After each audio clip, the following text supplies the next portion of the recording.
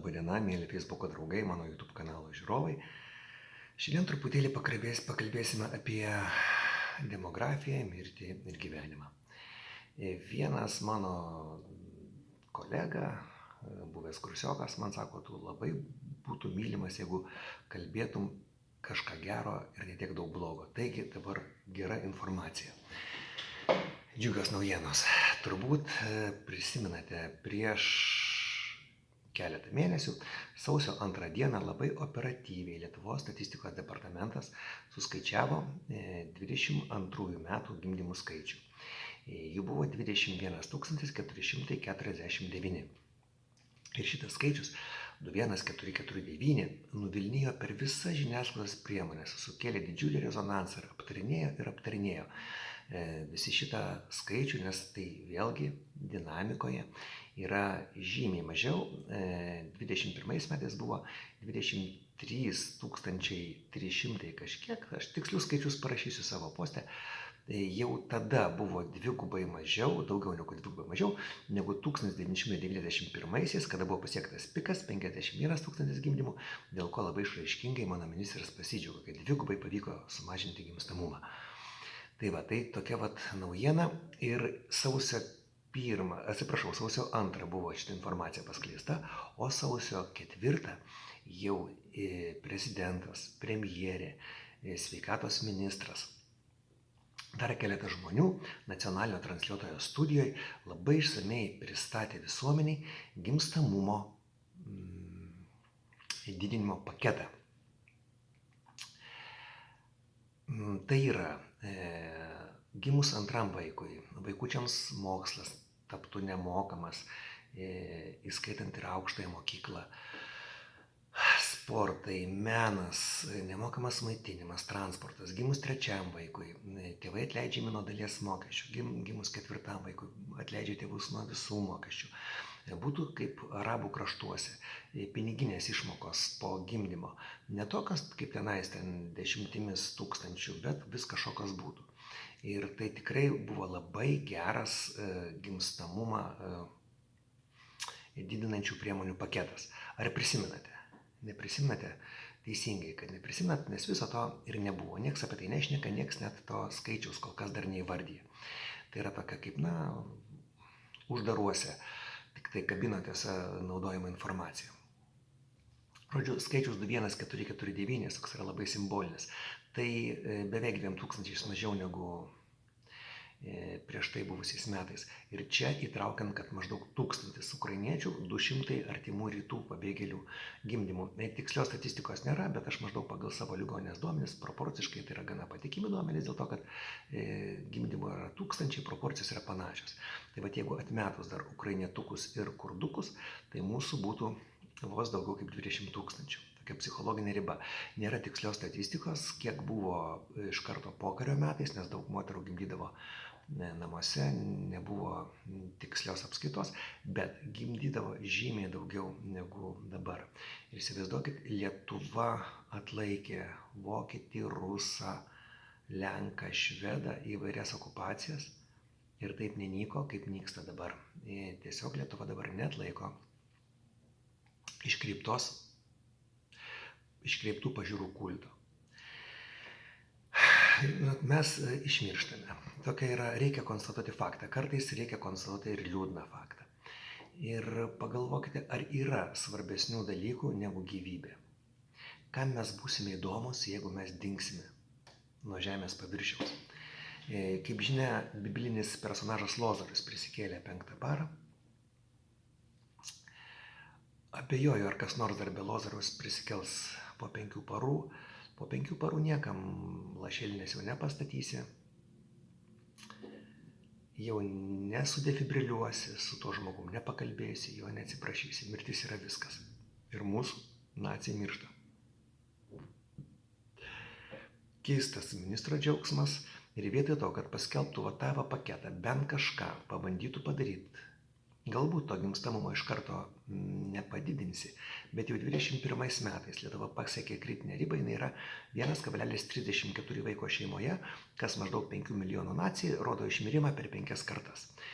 Taip pat dar yra įvairūs kiti koeficientai, skaičiuoja 20-mečių, 40-mečių proporcijas maždaug vaisingų metų žmonių ir išveda irgi mes panašiai turėtumėm per 5 paras išnykti, kas kelia didžiulį džiaugsmą oželytei ar kitiems ten įvairiems tokiam juokingiam politikam ir nieko nedaryti. Nieko nedaryti, ar tai iš piktybinio veikimo, ar tai iš tiesiog bendražmogiško bukumo yra tokiose sąlygose yra tiesiog nusikalstama. Negi neatsiras Lietuvos žmogaus, kuris kažką padarys. Vietoj to, kad padidinti gimstamumo, kažkokį tai pagerinti sąlygas, TV3 internetiniam portalė buvo paskelbta ministerijos planai uždaryti dar daugiau gimdymo stacionarų. Na, vėlgi tokie makabriški planai. Dabar Lietuvoje gimdymo stacionarų yra 17.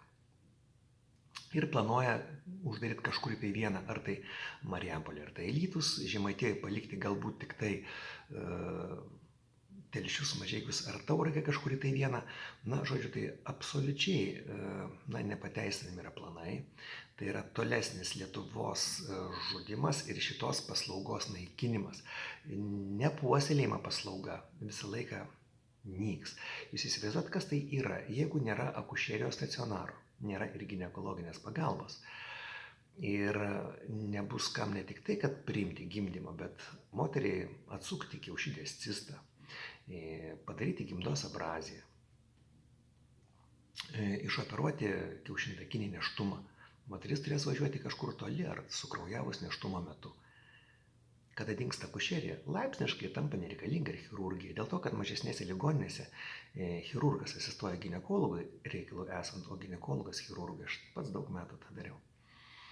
Ir po to jau po akušerijos, po chirurgijos eina vaikų skyriai, reanimacijos ir taip toliau. Ir lieka slaugos ligoninė. Ir tas regionas yra marinamas. Ir mes taip harmoningai mirštame. Su visa kažkokia nesveika šitos valdžios vyrų ir moterų pagalba. Kodėl, pavyzdžiui, nepadidinti gimdymo stacionarų skaičiaus? Taip, galbūt jie neatsipirks iš karto. Yra tokie regionai, kur Lietuvoje tikrai tiesiog sprogstamas augimas. Aš kažką Trakuose neseniai buvau, kiek ten tų statybų, kiek ten jaunų žmonių. Pamario kraštas, Šilutės regionas. Aš dar puikiai prisimenu, kai Šilutėje gimdydavo maždaug 600 žmonių. Pats prisimenu tuos laikus, pats ten buvau. Aišku, nepultų šimtais iš karto gimdyti, bet investuoti į tą pagalbą, kad žmogui būtų kokybiška paslauga, tikrai yra logiška. Jo labiau, kada tokiais kiekiais yra taškomi pinigai į kairę, į dešinę, apskritai ne apie nieką. Apie bet kokį pavyzdį paimti, aš jau nekalbu apie tą pseudopandemijos, tą absoliučiai idiotišką pinigų taškymą. Pavyzdžiui, man toks įspūdis, kad tie 35 milijonai skirti Izraeliui, kad jų niekas net neprašė per daug. Ir galbūt patys žydai, jeigu paklaustum, ar tai Benjamino Netanyahu, ar tai Elis Koeno, Izraelio užsienio reikalų ministro ir sveikatos ministro, kad, mėly žydai, gal jūs palūkėtumėt, o mes investuotum į akušeriją. Aš beveik garantuoju, jau žydų nacijos neapkaltinsi per mažų sumanumų. Jie sakytų, ui Ingraida, ui Arūnai, tie 35 milijonai, tai kaip jums 20 eurų. Aišku, kad investuokit į tą savo akušerį, tegul gimdo tas moterėlės, nes jie protingi žmonės. Labai tokia toksiška aplinka ir labai mažas gimstamumas. Jis tiesiog žmogų varo į neviltį. Žmogus atidėlioja reprodukcinius planus. Nenori žmonės gimdyti. Kada matėt, kad prezidentas ar premjerė prezidentūroje ar vyriausybėje pagerbtų daugiavaikes mamas, gražių nuotraukų, reklaminių stendų, kur būtų pavaizduota graži šeima? To nėra. Yra tik tai kultas kažkokių nenormalių dalykų. Ir labai nesveika bijoti sakyti tiesą. Labai nesveika nenormalų dalyką vadinti normaliu.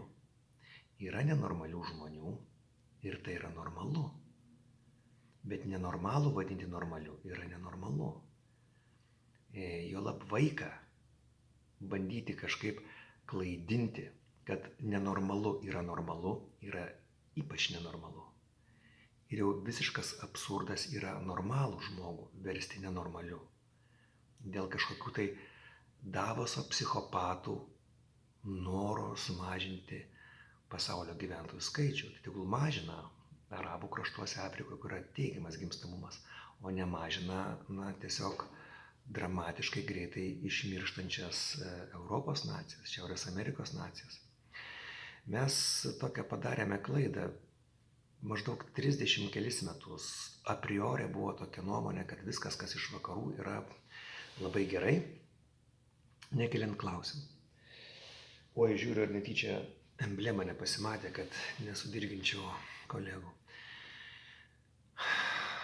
Ir buvo kažkur praleistas momentėlis, lūžio taškas, kada su gerom vakarietiškom vertybėm, ten, sakykime, laisvė, demokratija, pradėjo eiti visiškas absurdas, tai yra nenormalių dalykų kultas.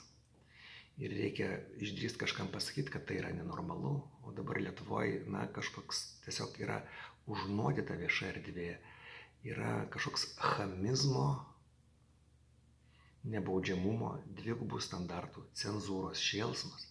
Protingi žmonės yra užtildomi, aš nebėjau, kad ir mano Facebookas bus uždarytas, čia tik laiko klausimas. Bet ne dėl to, kad aš vartoju necenzūrinę leksiką, kad aš kurstau smurtą, kad aš kurstau kažkokią nesantaiką. Aš tiesiog bandau truputėlį pristabdyti šitą nenormalumo šėlsmą. Ir 30 metų skiepyta, kad viskas, kas iš vakarų yra gerai, šitą turėtų nuomonė pasikeisti. Reikia žiūrėti, kas mums yra gerai. Ir norėčiau pakviesti Facebooko, Instagramo, YouTube'o žvaigždės, numylėtinių žmonių. Kažkiek truputėlį suteikit žmonėm viltį. Suteikit žmonėm viltį. Įkurkit kažkokią tai jėgą, kuri būtų, kuo labiau priešinga dabartiniams valdantiesiems, kurie, tiesiog su kažkokiu iškrypėlišku pasimėgavimu naikina Lietuvą. Žmonėm tai būtų viltis.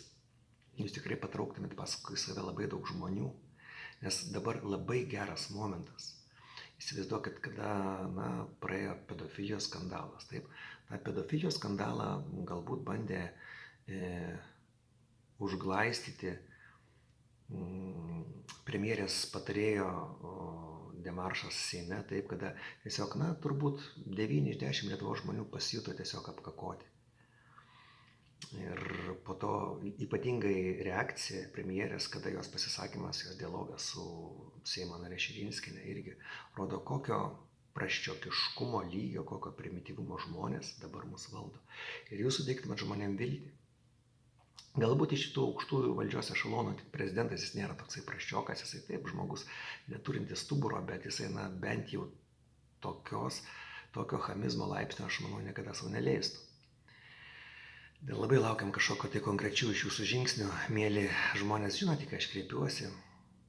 Tikrai, truputėlį viltis žmogui, tokį sukelia norą gyventi. Net ligonis sveiksta geriau, kad jisai turi viltį.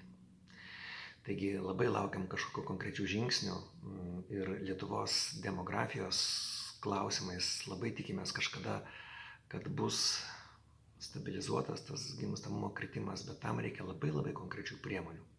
Iki.